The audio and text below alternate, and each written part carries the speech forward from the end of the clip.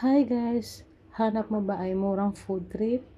Tara dito tayo sa Binondo Lucky Chinatown Mall. Naghanap kasi kami ng makakain kaya dito kami napadpad. At yet, talaga naman napakasarap ng mga makakain dito. Isa na yung waying na yan. Kung hanap nyo ay mga dimsum, mga noodles, at mga dumplings, you must try waying. Ayan, ang sarap niyan, promise guys. Tara, lakad pa tayo dito. Hanapin natin kung ano yung mga fit sa ating budget. Kung mapapansin nyo, ang daming tao, no? Kahit tapos na yung Chinese New Year, pero dinadayo pa rin siya dito.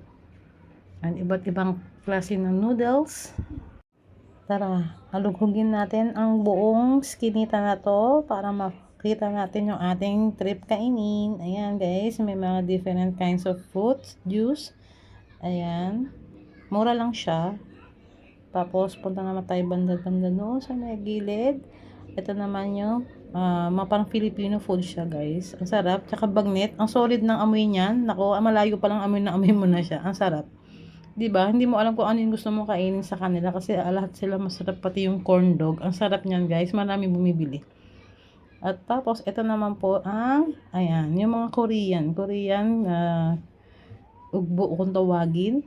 Ayan guys, ang solid.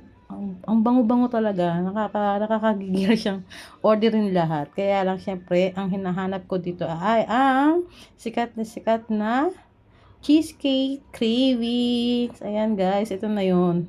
This is it.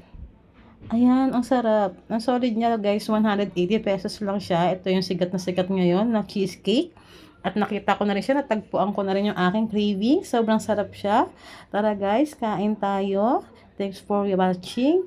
Yun lang. Kain po.